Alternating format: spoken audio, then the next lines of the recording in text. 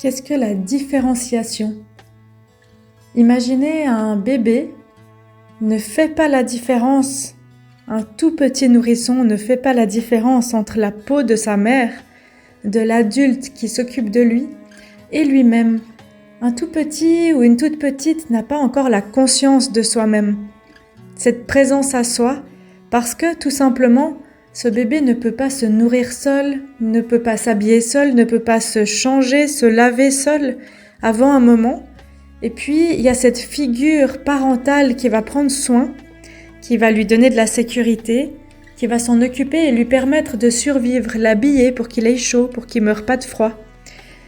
Et en fait, ce petit, quand il grandit, va passer les différentes étapes, les différents stades de l'enfance, de croissance, de développement psychosocial, psycho-affectif, physiologique, physique, moteur. Et à travers ces étapes, il va faire des expériences qui lui permettent d'explorer le monde et de se différencier. Pour ça, il va recevoir parfois des messages qui l'encouragent à se différencier et parfois, cet enfant va recevoir des messages qui découragent cette différenciation.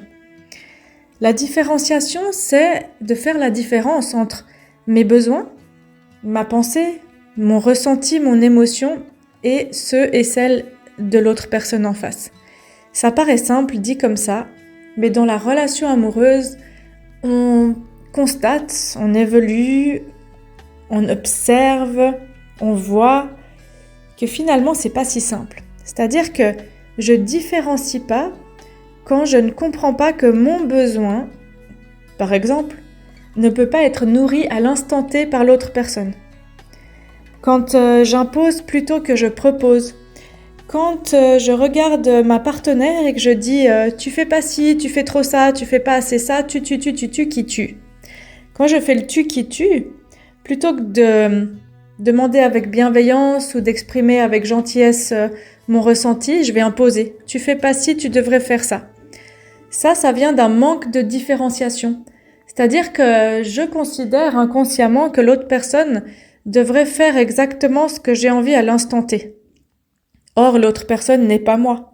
Et peut-être elle n'a pas la disponibilité, la capacité, l'envie. Et puis, cette différenciation a parfois du mal à se faire quand le lien avec la mère s'est mal coupé ou que le lien d'attachement avec la mère n'a pas été très adéquat dans l'enfance. Et alors, à partir de toutes ces constructions, j'arrive adolescente, jeune adulte, avec une capacité de différenciation de l'autre plus ou moins riche, plus ou moins mesurable et plus ou moins efficace. Et c'est quelque chose qu'on peut réapprendre. Et puis pour pouvoir réapprendre à différencier, on peut identifier les messages qu'on a reçus qui ne nous permettaient pas de se sentir compétent, de sentir notre pouvoir personnel, de sentir qu'on avait le droit d'être différent dans ce qu'on était. C'est-à-dire que si j'ai un parent qui a toujours voulu faire du basket et que toute mon enfance, il m'oblige à faire du basket pour accomplir ce que lui-même n'a pas accompli, peut-être qu'il s'empêche de m'encourager dans quelque chose, une activité dans laquelle je suis douée, comme la peinture, comme la poterie, comme le foot ou la natation. Et du coup, je suis pas différenciée de mon parent, c'est-à-dire qu'on fait comme le parent veut, pas comme c'est bon pour l'enfant, pas là où l'enfant est compétent ou doué dans son essence. Et quand on n'a pas reçu un miroir relationnel adéquat de ses propres compétences quand on grandit, on a tendance à pas différencier le soi des autres.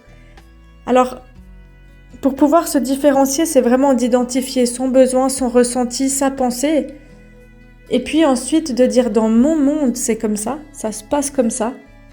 En thérapie relationnelle Imago, on invite l'autre personne à traverser le petit pont et à bien vouloir visiter notre propre monde. Et quand j'invite l'autre personne dans mon monde, ça va lui générer de l'émotion. Ça va la faire réagir, la personne, ça va lui faire sentir des choses. Mais elle peut se rappeler, je peux rester curieux ou curieuse du monde de l'autre qui n'est pas mon monde. Et là, on parle de différenciation. Quand je m'invite, je suis invitée dans le monde de mon ou de ma partenaire, tout pareil. Je vais peut-être avoir des réactions, des pensées, des envies de réagir. Et là, je me rappelle, ok, je vais être curieux ou curieuse de ton monde. Qu'est-ce qui se passe dans ton monde qui n'est pas le mien? On va jamais, les êtres humains, avoir exactement la même pensée au même moment, le même ressenti au même moment, la même émotion au même moment, la même envie, parce que tout simplement, on est différents. Alors, moi, ce que je vous invite à faire, c'est quand vous êtes agacé par l'autre, rappelez-vous, mais l'autre personne, elle fait pas ça contre moi. Elle fait ça parce qu'elle est différente. Quand tout d'un coup, l'autre ne partage pas votre joie à l'instant T, rappelez-vous, pareil, que l'autre personne est différente et vous pouvez vous exprimer, dire ce que vous ressentez et vous entourer d'un partenaire, d'une partenaire de personnes qui vous accueillent là-dedans et qui célèbrent ça, qui découvrent ça avec vous.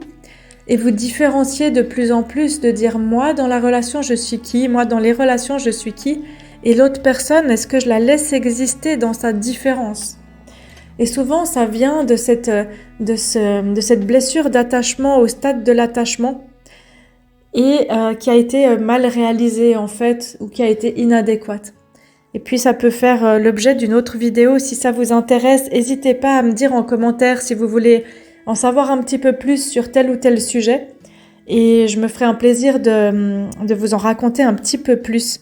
Je fais des capsules assez rapides exprès pour donner l'essentiel des informations, mais n'hésitez pas à me dire en commentaire ce que vous en pensez ou ce dont vous avez besoin. À tout bientôt!